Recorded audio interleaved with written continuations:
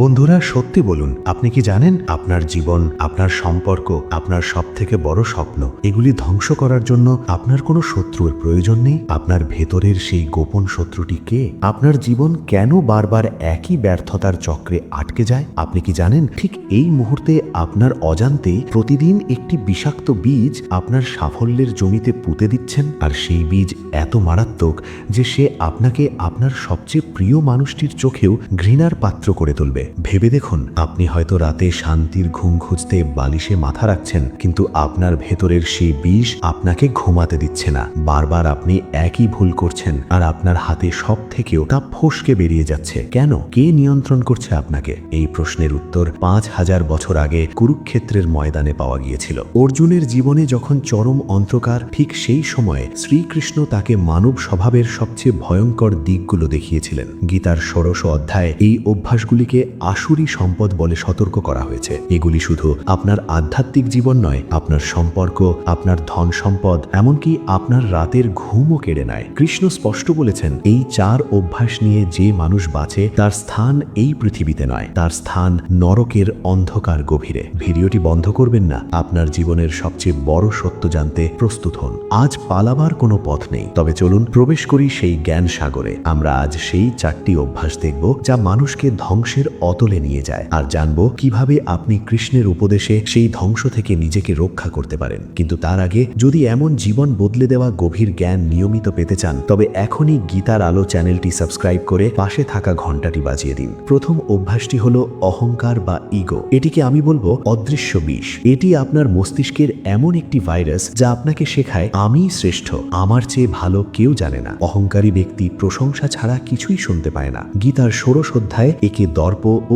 অভিমান বলা হয়েছে। কৌরবদের দেখুন, দুর্যোধন তিনি জ্ঞানহীন ছিলেন না, কিন্তু তার অহংকার তাকে সব শিক্ষকের উপদেশ উপেক্ষা করতে শিখিয়েছিল। যখন অহংকার আসে, তখন বুদ্ধি কাজ করা বন্ধ করে দেয়। আপনি আপনার সব থেকে আপনজনের কথা শোনাও বন্ধ করে দেন। অহংকার হলো একটি উঁচু দেওয়াল যা আপনাকে আপনার ভুল দেখতে দেয় না। আপনি ভাবেন আপনি শিখছেন, কিন্তু অহংকার চুপি চুপি আপনার উন্নতির পথ বন্ধ করে দিচ্ছে। অহংকার কেন সর্বনাশ ডেকে আনে? কারণ কৃষ্ণ বলেছেন, অমানিত্যম বা অহংকারহীনতা হলো জ্ঞান অর্জনের প্রথম ধাপ। যে ব্যক্তি নিজেকে পূর্ণ মনে করে সে আর শিখতে পারে না, তার উন্নতি সেখানেই থেমে যায়। এই অহংকার আপনার ভেতরের সব ভালো গুণকে ধীরে ধীরে পুড়িয়ে ছাই করে দেয়। তাই নিজেকে জিজ্ঞেস করুন, আপনি কি এখনো ভাবেন আপনি সব জানেন? দ্বিতীয় মারাত্মক অভ্যাসটি হলো দম্ভ বা ভণ্ডামি। এটি হলো 2 মুখের মুখোশ। এই অভ্যাস মানুষকে ভেতরে একরকম আর বাইরে আরেক রকম জীবনযাপন করতে শেখায়। লোক দেখানোর জন্য পূজা, লোক দেখানোর জন্য ভালো কাজ করা, যা কেবল প্রশংসা কুড়ানোর জন্য।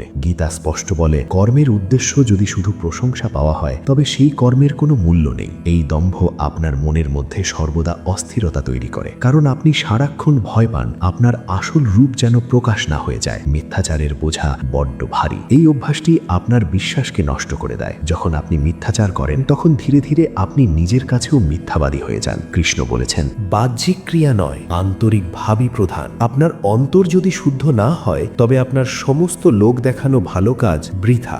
দম্ভ আপনাকে কখনো সত্যের দিকে এগোতে দেবে না। আপনি কি লোক দেখানোর জন্য বাঁচেন? যদি তাই হয়, তবে আপনার ভেতরের অশান্তি আপনার ভাগ্য লিখছে। তৃতীয় অভ্যাস হলো অতিরিক্ত কামনা বা ভোগ, লাস্ট বা কামা। এটি হলো অতৃপ্ত আগুন। এই কামনা শুধুমাত্র শারীরিক নয়, এটি আরো অর্থ, আরো ক্ষমতা, আরো খ্যাতি পাওয়ার একটি অদম্য খিদে। কৃষ্ণ বলেছেন, আগুনকে যেমন ঘি দিয়ে কখনো নেভানো যায় না, তেমনি কামনাকে ভোগ দিয়ে কখনো শান্ত করা যায় না। আপনি একটি জিনিস পেলে আরেকটির জন্য ছুটবেন, তারপর আরেকটি। এই ছোটাছুটি কখনো থামে না। কামনা হলো এক অদৃশ্য নেশা যা আপনাকে প্রতি মুহূর্তে অস্থির করে তোলে এবং জীবনের আসল শান্তি থেকে দূরে সরিয়ে দেয়। এটিই সবচেয়ে মারাত্মক। কৃষ্ণ বলেছেন, কামনা যখন পূরণ না হয়, তখন তা ক্রোধে পরিণত হয়, আর ক্রোধ থেকে আসে মোহ বা ভুল বিচার। মোহ থেকে আসে স্মৃতিভ্রম বা জ্ঞান হারিয়ে ফেলা, আর স্মৃতিভ্রম হলে মানুষ সম্পূর্ণ ধ্বংস হয়ে যায়। এটি হলো বিনাশের সম্পূর্ণ চক্র।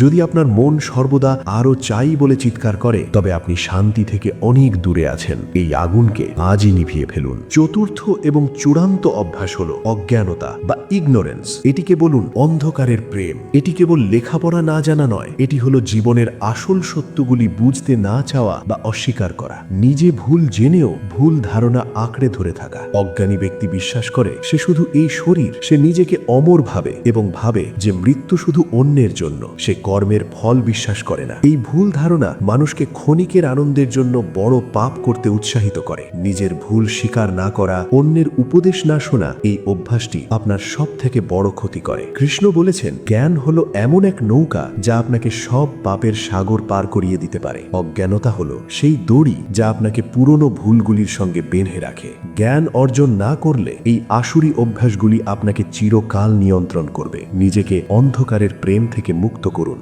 বন্ধুরা, আমরা সেই 4টি ভয়ানক অভ্যাসকে চিনলাম: অহংকার, ভণ্ডামি, অতিরিক্ত কামনা আর অজ্ঞানতা। মনে রাখবেন, কৃষ্ণ কখনো বলেননি রাতারাতি এগুলো দূর হবে। তিনি বলেছেন, চেষ্টা করো আর আমাকে স্মরণ করো। এই আসুরি শক্তিগুলিকে জয় করার জন্য চাই নম্রতা, সত্যবাদিতা এবং সংযম। আজই এই সংকল্প নিন, আমি অহংকার করব না, মিথ্যা কথা বলবো না, অতিরিক্ত কামনার দাস হব না এবং সবসময় সত্য জ্ঞান অর্জনের চেষ্টা করব। যদি এই 4টি অভ্যাস ত্যাগ করতে পারেন, তবে গীতার আলোয় আপনার জীবনের নতুন অধ্যায় শুরু হবে। আপনার ভেতরের আলোই আপনাকে পথ দেখাবে। এই গল্পটি যদি আপনার মনকে একবারের জন্য নাড়া দিয়ে থাকে, যদি আপনার মনে হয় আপনার জীবনে পরিবর্তন দরকার, তবে বুঝবেন গীতার আলো আপনার কাছে পৌঁছেছে। আপনার অনুভূতি একটি লাইকের মাধ্যমে আমাকে জানান। কমেন্ট বক্সে লিখে দিন আপনি কোন অভ্যাসটি সবার আগে ত্যাগ করতে চান। আপনার প্রতিটি কমেন্ট আমার কাছে মূল্যবান। আর হ্যাঁ, এই জ্ঞান আপনার প্রিয়জনদের কাছে পৌঁছে দিতে শেয়ার করুন। যদি আপনি এমন